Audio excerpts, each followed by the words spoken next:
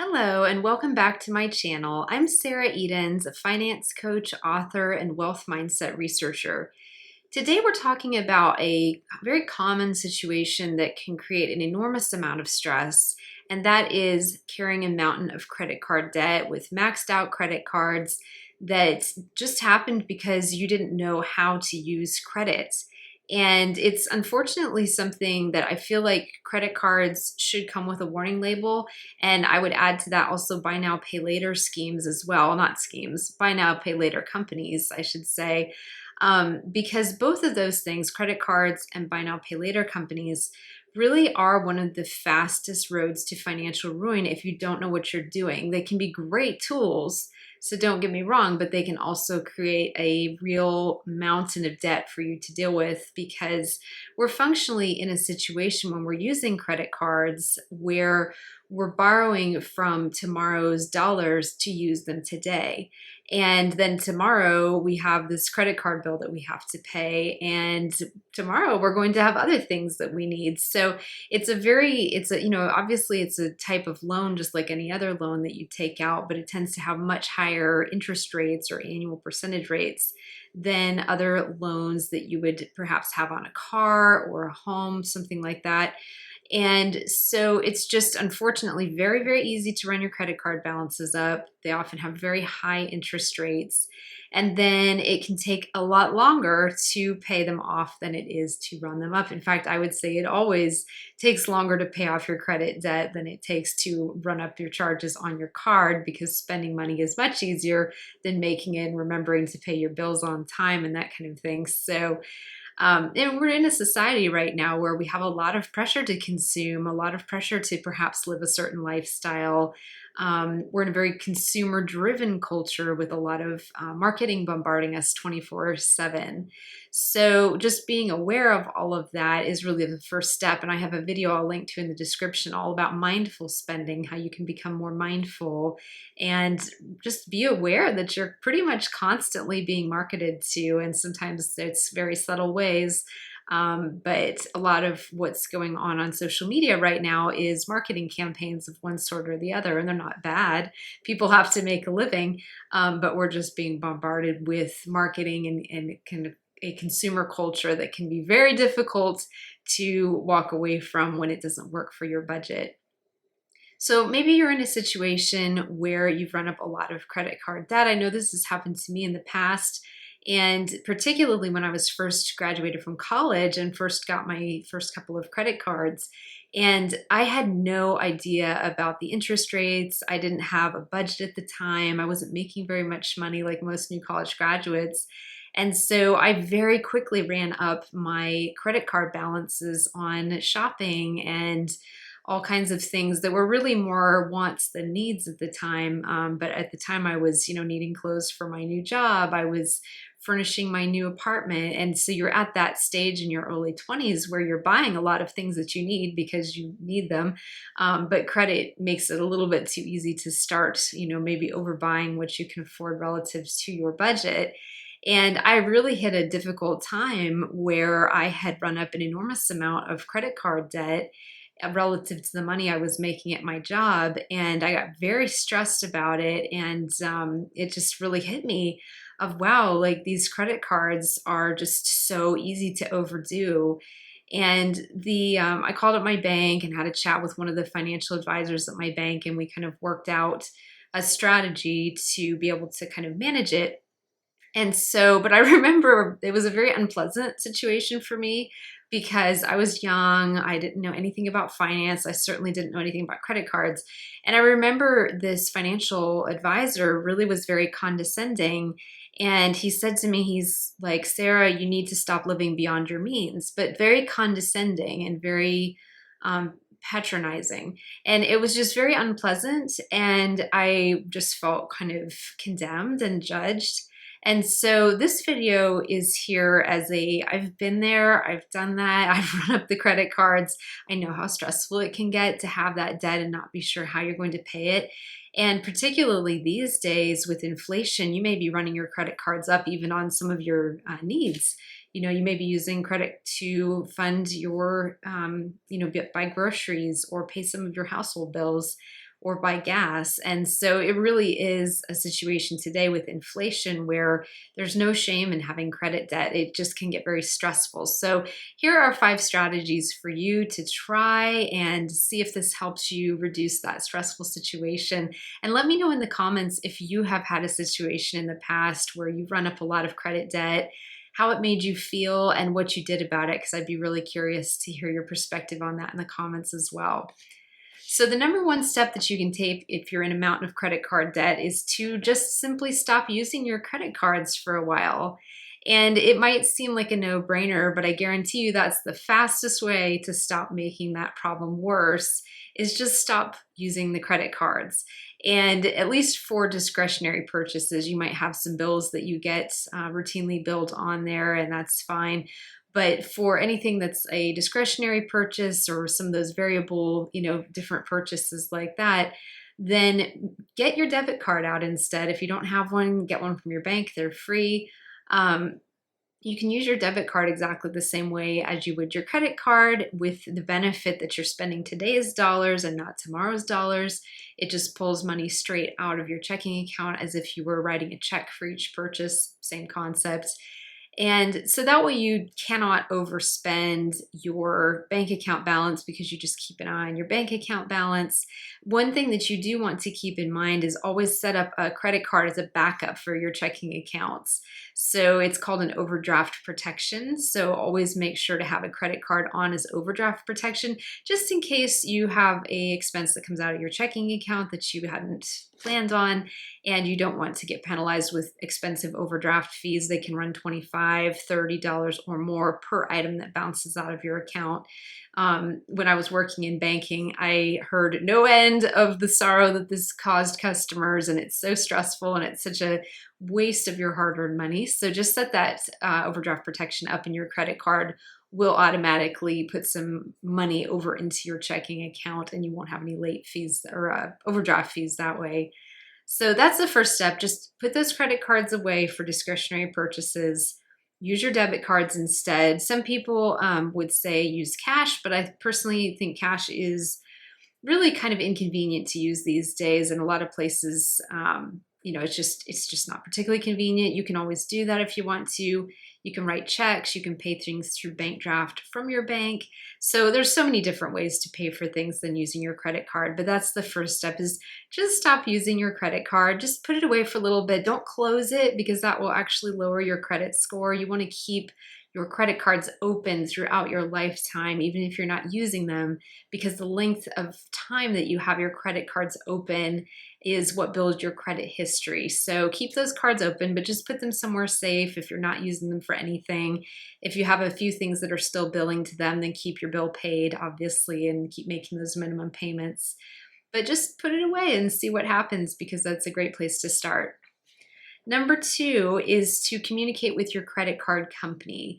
So if you're at a point where you have one or more maxed out credit cards and you're really going to be starting to miss payments or be late on payments because you literally just do not have the money to even make minimum payments, forget about paying the balance, you just can't even make the minimums.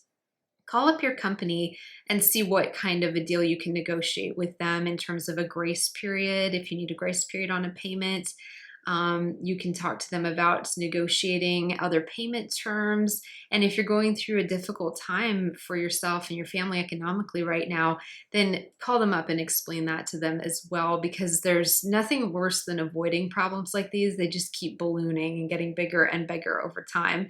So if you're proactive and take that step with your creditors, then that's a really great place to start. So I can't recommend that highly enough. And again, it can be awkward talking about your debt, and you might very well run into people when you're having discussions with, your bank or your credit card company, even some financial professionals. They may judge you for being in debt. Unfortunately, I think there's this kind of culture in the financial world, is if people are in debt, they're irresponsible. And that is completely not the case. I have seen this over and over again throughout my life.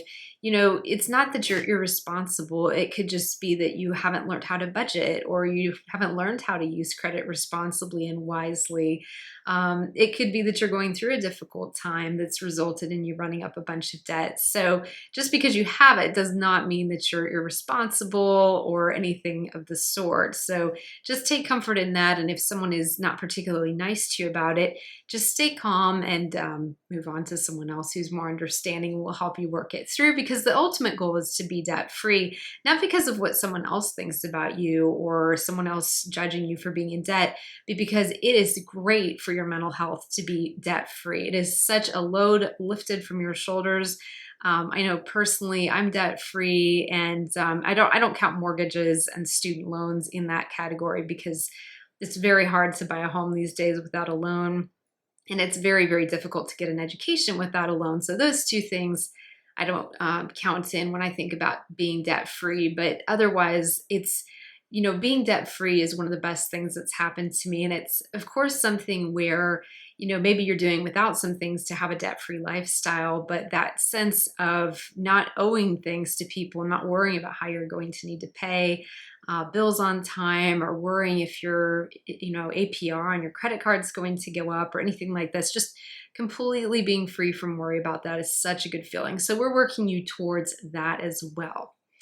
Number 3 to deal with a mountain of credit card debt is to talk with a credit counselor. So there's actually a whole bunch of nonprofit organizations here in the US, and I'm sure it's true in other countries as well, but these are ones specific to the United States, that will help you with figuring out what to do about your debt. And these people are financial professionals who are trained in helping people manage their current debt, get out of debt, and stay debt free. And so it's a really great resource. And I'll link to a whole bunch of different credit counseling agencies in the description that you can check out if you'd like to.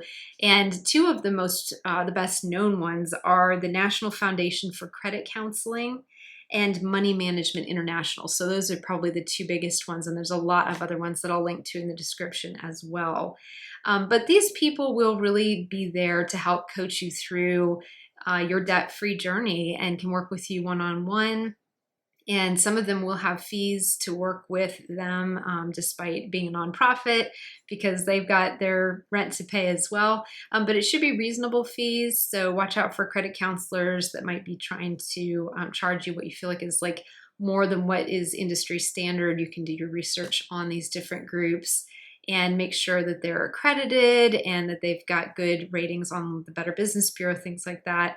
But that can be a really, really good resource so that you can reach out for help in that situation and find some people who are understanding and compassionate toward your situation and really help you walk through on your debt-free journey, because it's an exciting journey. And I'm so proud of you for being here and watching this video right now, because that just shows that that's what you want for yourself, that you even clicked on this video to watch it. And I think that's fantastic. So congratulations for being here and starting this journey on debt-free living, because it's a journey, and it's one step forward and 2 steps back, and things happen in your life, and you might have an unexpected expense, or the car needs a repair, or the house needs a repair, you have something come up. So it's a journey. It's little ups and little downs. It's not like one minute you have a lot of debt, the next minute you're completely debt free in a flash. It just doesn't happen that way. So just kind of being consistent and dedicated to that long-term goal of being financially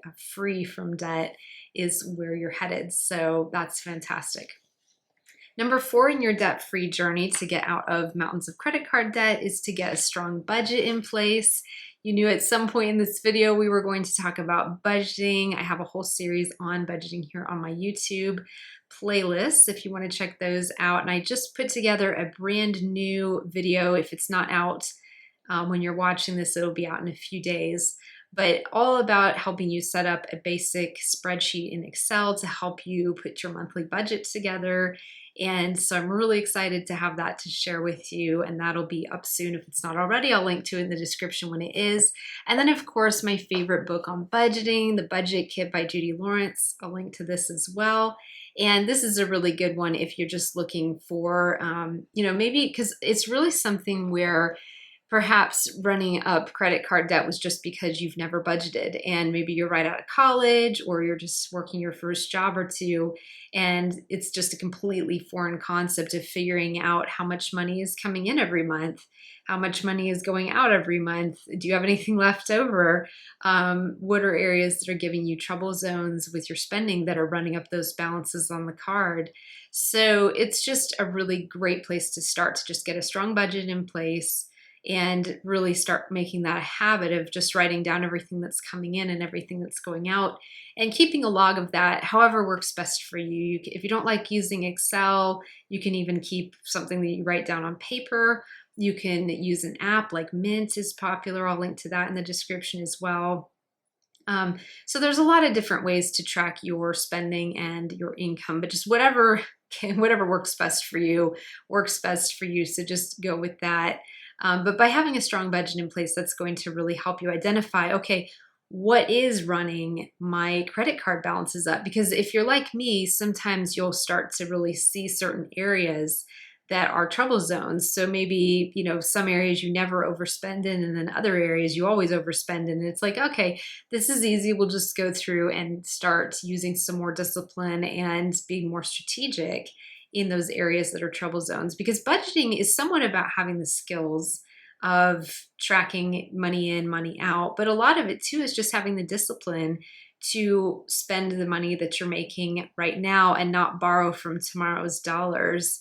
And that's a discipline and a habit that's built over time. So it's a journey, but it's one that's worth taking, because at some point you will really get to the place where you are completely debt free.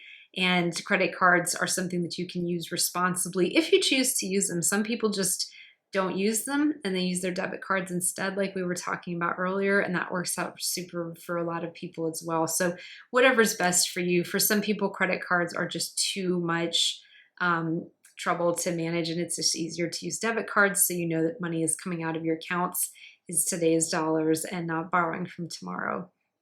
And my fifth and final point is to prioritize your payments. And this is a really important one. So let's say you have 2 or 3 credit cards that are all maxed out. What do you do? So what you want to do is, first of all, keep making those minimum payments and, keep up with the minimum payments on all of them. But check on your credit card statements and look at the APR, or annual percentage rate, on your cards, because chances are one of them will have a higher interest rate on it than the others. So go for that one with the high interest rate first, and just start making as much as you possibly can put towards that card every single month beyond the minimum payment. Just really work on paying off your highest interest rate card first, because all that higher interest rates mean is that they're just costing you more to use than the ones with lower interest rates. So as you get that higher interest rate card paid off, you'll have a lot more money freed up to then go work on your smaller cards. Or your cards with a lower interest rate, if that makes sense. So that's typically what folks will recommend. It's what I did when I was getting out of credit card debt as well. As you just start with the biggest ones and just put whatever you can put extra towards beyond the minimum payment, get that paid off, and then move on to the one with the next highest interest rate and the next highest interest rate until you're completely have the decks cleared and you are completely debt free. And it's a really good thing to just kind of know, when you're using credit cards, how much is that card costing you to use?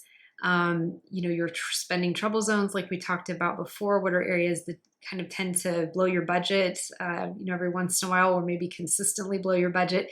And then have a budget in the first place, because if you don't have a budget and you don't have a way to track what's coming in and what's going out, it's really, really challenging to stick to budget when you don't have one. So that's really the best place to start, is get that budget in place. And again, don't be ashamed to reach out for help. And if you reach out to someone and you feel judged, move on to someone else, because not everyone is understanding about people in debt. And so don't sit around taking criticism or unkindness from people, no matter how well they're trained. And I mean, this is true really for any industry, not just working with financial professionals. But, if you go to somebody and you ask for help and they're making you feel bad about being there, asking for help, just move on to someone else. Because asking for help is such a sign of strength. It's a way of you saying, hey, I can't solve this problem on my own. I don't want to solve this problem on my own. I want to reach out to someone else. And then when you connect with the right person to help you, you give them the joy of being able to help you and being able to assist you with the problem that you have. And that brings them a lot of joy. So just keep looking if you need to, look around a little bit for someone that you'll click with, who's going to be empathetic, professional, and understanding about your situation and not make you feel worse because you already probably feel bad enough about your situation and stressed enough without having to have somebody look down their nose at you and say, oh, stop living beyond your means. It's like, well, yeah, I mean, that's why I'm here, because I've got all this debt, because I've probably been on for whatever reason, living beyond my means, spending more than I'm making, and I'm here asking for help. So just keep that in mind as well. Look for people who will treat you with respect and kindness when you're reaching out for help in any aspect of your life.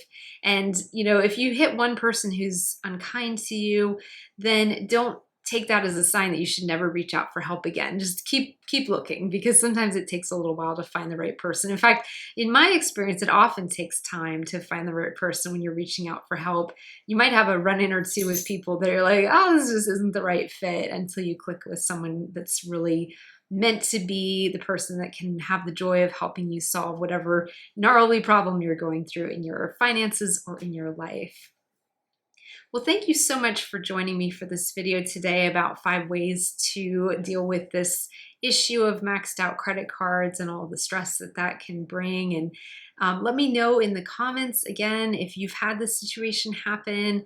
I'd be curious to know what has worked for you in order to be able to get debt free and deal with that situation. So you can also share that with other people in our community who may be in the same boat and on their journey to becoming debt free. Because here on my channel, we're all about learning how to unlock our inner millionaire by developing finance skills like these, and also a wealth mindset.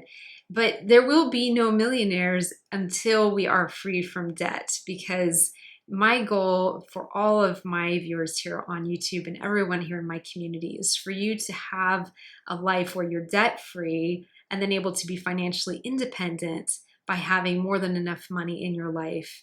And that is truly my goal. But we really have to work on getting debt free if that's where you're starting, and then work on bringing in more income with those good finance skills and that wealth mindset.